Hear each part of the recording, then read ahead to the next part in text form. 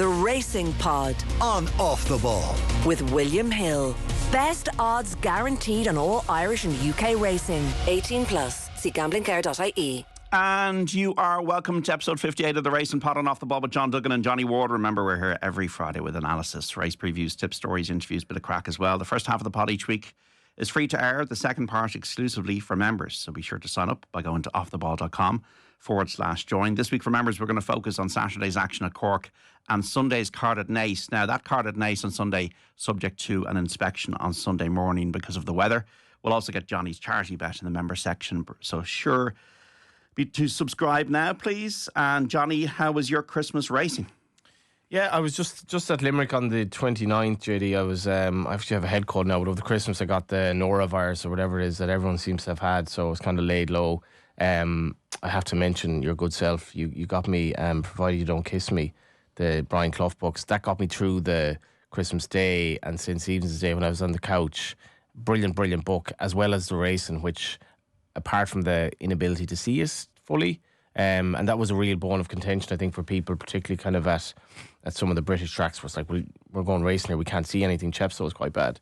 But what you could see was, I almost felt like, I wrote a piece in the Currency tomorrow with Noel Moore, and one of the points I made in it was that I felt racing needed a good Christmas, jumps racing. I felt like there was just been so much negativity about 2023 in terms of the Cheltenham, and what we had with Constitution Hill, Galopin Des Champs, Sergino and Brighter Days Ahead, we had everything.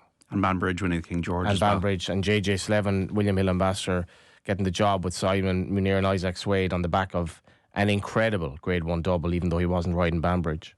Galopin Des Champs was the star for me, Johnny. Look, I think he's probably the best chaser Willie Mullins has ever trained. I mean, Florida Pearl, you could argue, won 4 Irish Gold Cups in the spring. The Hennessy, it was called, at Leopardstown. Won a King George, but Galopin Des Champs is won 2 Cheltenham Gold Cups. And the way he finished that race on the 28th, the way he went through the line, it's hard to do, go out in front. They'd say he wants soft ground. It was good yielding ground. I thought he was just magic. I thought he floated over the ground. Just the way he went from the line to the, I suppose, to the pulling up part was astonishing. Like, when I got into racing, Best Mate was kind of the big kid on the block in the stay and chasing division. He ran 16 times over fences, but Henrietta Knight would have been accused of kind of wrapping him in cotton wool. And like the last day he actually ran over 2 miles at Exeter, and she had an interesting way of campaigning, but she basically didn't run him very often.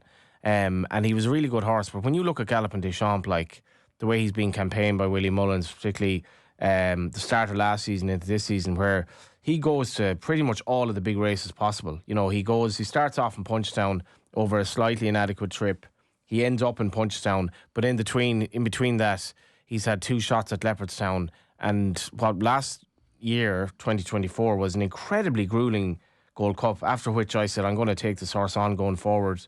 I feel he's vulnerable now, because it's really difficult for staying chasers just to keep going and keep going. And that performance, I suppose the only negative of it was, some people have said to me now, the Gold Cup looked amazing, and now it's a 1-horse race, to paraphrase. I don't think it's quite like that, but he's made it a little bit less interesting because he just looks so superior. And then you had a few blowouts at Kempton as well into the bargain. Well, he'll have to underperform at Cheltenham to prevent the hat-trick from happening, you have to think. I still feel... and this is the weird thing about it. JP McManus owns all 3 of them. I still feel there are 3 horses, sophomore chasers, namely horses who are having their second season over fences. Factifile, I know the way you're thinking, and Spillane Tower. I wouldn't be putting a line through any of them 3 yet. What Factifile, was he a bit too free? And is that a worry then going forward? It's very difficult. If you were to say, like, if you think of Joe Canning and that performance against Cork when he was, what was he, like 18? And Joe has written about that time, interestingly enough, recently in his book about, you know, he progressed almost immediately to be senior hurler, but it's very, very difficult to go from minor to senior and compete. And in the same way, Factifile, who did have one go, he'd 1 season chasing, but to take on Galopin Des Champs in that mood, who's going to beat him? Like, really, he was electric. It was almost like deja vu of last year, the way he raced. And instead of looking at Martin Brassel's horse, you're looking at Fact to File trying to chase him down in vain. And Paul Townend looked so kind of in his comfort zone, fast or slow last year, and this year was Fact to File. Mark Walsh, you were like, I do feel looking at it, I think he rode him a little bit as the race was developing to think of the next day, because he was jumping a little bit out to one side and he was a little bit keen and he made a couple of mistakes. So you'd no kind of room for error in that particular race. The way, like, it was, of all of the staying chasers of all time, maybe not Arkle, there are very few you think could have beaten Galopin Des Champs the way he produced that performance. I do believe that. And I know Fact to File was kind of smashed in the end, but the way he shaped up until the last, and given how much he beat everything else, there are lots of positives. And Cheltenham it's still one race, JD, and a lot can go wrong in a Gold Cup. I still think Splan's Tower is worth a shot. I would put a lot. The King George is a very unique race. It's right-handed. It's good ground. It's. I know they say you need a stare for the King George, but to be honest, like, Banbridge is a more of a 2-miler, 2.5-miler. Edgerton below in a King George. So for Banbridge to win a King George, 3 miles, good ground, it's nothing like 3.25 miles over Cheltenham galloping track. I think Splan's Turf, the soft ground, I wouldn't rule out of the Gold Cup. I just didn't think it suited. Yeah, that was the big question mark, and I was actually vaguely surprised that he ran. And Corbett's cross run as well.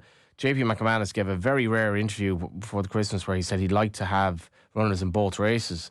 And that must have been a factor, because, like, Jimmy Mangan was, I mean, we spoke to Jane 2 weeks ago, and I was very sweet on Banbridge, just the makeup of the race. Now, Corbett's Cross, when Splan's Tower came in, I was like, this is going to throw flying the ointment. And if they run them, they must be happy on the ground. But I'd give him a pass. Like, his performance to John Durkin for his inexperience was still exceptional. And the Gold Cup, how many fences are there? Like 22 or something? 22, but also he strikes me as a horse that loved the hill. We love the hill, yeah, and he's still a bit of a blank canvas over 3 miles. Yeah. We saw him at Punchdown last year when he was very good. And I know the way you're thinking. I know he's put 2 fairly, like, nondescript runs behind him, but just go back to his run at Cheltenham last year. He's still extraordinarily interesting going forward, whether it's for the Gold Cup or the Grand National or both. And we'll speak to Sam Norris later on. William Hill is like not running no bet on all the race at Cheltenham. He's one of the more interesting at 25s. And Banbridge, like, he's had an amazing year, Paul Townend. When you think about it, the Champion Hurdle, the Gold Cup, the Entry Grand National, I Am Maximus, and then to win the King George, it was just an amazing ride. Again, just so much confidence to reel in LA Francais with Banbridge. Not many jockeys would have had that composure. Yeah, Paul's another guy who doesn't give that many interviews, and he literally does his talking on the racetrack. And one of the things that, if you were to give him an interview, you might probe him on is why he doesn't take more outside rides. And this was the one year where he kind of started to do that, because Jack Kennedy was actually edging ahead of him the title race, and all of a sudden Paul Townend was picking up spare rides. I mean, remember going to Naas, he was riding a favourite, and he knew that he was in a battle, which he actually lost. But it was almost fitting that at the end of the year, he goes over to ride at Kempton in preference to Leopardstown, and he's the go-to jockey on Banbridge because of the way it worked out. And it was he's a phenomenal rider, and maybe the race worked out for him in the way that there was a bit of a pace, not a pace collapse, but like Paul Townend wasn't going to rush a potentially doubtful stare after a horse that was going out in front. But it was just a fitting end to the year that Paul Townend, like, you never see him winning big races on outside horses. Now, what about the Willie Mullins yard over Christmas? So, State Man disappointed in the Champion Hurdle, beaten by Brighter Days Ahead, and then you had Lossiemouth beaten by Constitution Hill and Ballyburn beaten by Sergino. Do you see these all as individual cases, or do you see it more that the yard wasn't red hot? Yeah, I've spoken a bit about this since. One of the most difficult things as a punter is to deal with horses who are on the drift, and there were some instances of Willie Mullins horses that drifted alarmingly and were well beaten, and you know that could have been construed to be a negative about, say, Ballyburn, or negative around Lossiemouth. Both were very weak in the betting. There were a couple of other instances as well. That juvenile horse of JP's went from evens out to sort of fours and won. So you have all these things, and then I felt at on New Year's Eve and sort of New Year's Day at Tremor, Willie had a horse in the first race that I thought was definitely like a long odds on shot, went off 6-4, and I feel it was factored into punters at that stage that there was this doubt about the yard form. If you looked at the stats coldly, there was an implication that the yard was out of form. But first of all, I never remember Willie Mullins' horse being out of form, never. And I've been following racing 20 years. That was one thing. And the other thing for me was I felt there were extenuating circumstances. State Man, it was such a remarkably strongly run race that I just thought he was out of his comfort zone, and maybe he had an off day. Ballyburn for me just wasn't able to deal with Sergino over the trip at all. Lossiemouth, she just didn't jump that well, but he still had like good winners, and he still had horses who were well fancied and winning. So I have to say I had a very open mind about the sale being out of form, and of course ever since then it's been. Well, yeah, been demolished, really. 8 winners and 21 runners over New Year's Eve and New Year's Day in Ireland. 6 winners over 2 cards on New Year's Day, Ferryhouse and Tremor. So I actually agree with you. I think that... What about State Man, though? I think State Man, I'm very negative about State Man now. I think State Man has had his year. Like, people expecting, well, they'll win 3 or 4 champion hurdles. Doesn't work that way. I think State Man has been beaten twice now by Brighter Days Ahead. So I think State Man might be on the decline. Lossiemouth, I feel... She's only 5. Remember, 5-year-olds don't win champion hurdles. It's very rare in 40 years, happened a couple of times. And maybe she just got out of her comfort zone a little bit. You know, and also this horse has to travel over. I know they travel to Cheltenham, but they're travelling with all the other horses. And Ballyburn probably wants further. So when you look at it in each individual case, you can't say the yard is out of form of Galopin Des Champs, Factified 1 and 2. But then it was good. Look, Redemption Day ran poorly. But then again, Redemption Day, I think, needs to go right-handed. So I actually came to the conclusion I was treating each individual case. But then I think the suspicions of the yard being out of form then just leads into the market just correcting itself. Well, that was the dilemma as a punter, because if you've a short price favourite, I always find if you're backing at odds on, you pretty much don't want to have any negatives. So if you're backing at odds on horses and you think, and the more a lie is told, the more it becomes the truth, I suppose. Like Willie Mullins is out of form, God, Willie's out of form, 11-8, next thing 6-4 on a horse. You're like, if I back this and it's beaten, I've only myself to blame. And of course it then wins. But I've never seen his horse out of form. I've literally never seen them out of form. And the State Man thing for me, I said this on the show beforehand, and Steve Ryder last week and Tom Malone both disagreed with me. They just felt this is an open and shut case, like State Man versus form. But Brighter Days Ahead for me, she had a lot of upside going left-handed when she was not going to have to make the run in this time. And that performance for me, I spoke to Sandy Shaw, JD, just over the Christmas. He quietly retired, befitting the manner of the man. Such a gentleman, Sandy, quietly retired and said, how do you rate Brighter Days Ahead on that performance? And he said, I can't now because that's not my job anymore. Very difficult to give her a rating because she won a grade 1 2-mile hurdle race by 30 lengths. A horse didn't even win at the Cheltenham Festival in a mare's the only time I backed her. The only time I backed her was at Cheltenham. But I suppose they were talking her up in before that, so I suppose they knew at home how good she was. And seriously, do not go down the mare's hurdle route at Cheltenham. Come on, lads, you've made your money. Eddie and runner in the champion hurdle. Is it Michael O'Leary? Michael gave a good interview afterwards. A great to see him race and all that. But Michael, come on, we need State Man, Constitution Hill, Lossiemouth, Brighter Days Ahead. That'll be something. And just bear in mind, guys, jumps racing is not in the place it was. There are a lot of trouble, a lot of issues down the track. If we have that race to talk about in every Cheltenham preview night going forward, we're done for the 4 days. It would just be an absolute epic. And then you're writing off State Man, but I see with William Hill today 7-1, so he's not going to run any other race. So if you want to back him each way at 7-1 now, and who knows what might happen to the others. Maybe he'll come back to form. This is the public plea on the racing pod here. Constitution Hill, State Man, Lossiemouth, Brighter Days Ahead. We all want to see them on the first day of Cheltenham 2025 in the Champion Hurdle. Dawn Run would have been forgotten about. She would have been forgotten about if they had those silly mares race in those days. There's a mares beginners chase at Naas on Sunday that's an absolute cracker. Mares races have their place. They do not have a place at Cheltenham, in my view, because they get the allowance as well if they're running against the males. And that's another factor. Yes. There was a race at Limerick over the Christmas where three-year-old handicapper who was turning 2 in 2 days was getting a £15 allowance from a 4-year-old. £15, and that's, as a punter, they're the things you have to figure out: is this good or bad? Joseph O'Brien, I know we all talk about Aidan, and we should, but Joseph O'Brien's CV ain't too bad either. 31 years of age, has ridden the winner of the Epsom Derby and the Irish Derby as a jockey, trains the Irish Derby winner, has trained the Melbourne Cup winner twice, and now is training jumpers at the very highest level. Yeah, I think he has addiction to winners, And I met one of the guys, apologies, don't know his name, but I kind of know his face around the racetrack, and he was kind of observing Joseph working maybe 8 or 9 2-year-olds who'd now be 3-year-olds at Dundalk before one of the meetings of that before Christmas, before racing. And I was just like, how does he keep on top of this? And he said he just has a head like a sponge and he takes it all in. And he's just, I suppose he's been like I mentioned Joe Canning. Like Joe Canning was hitting a hurl off a wall at 3 years of age. Joseph O'Brien was probably riding horse in his head at 2 years of age, if that makes sense. And he's been absolutely brought into it.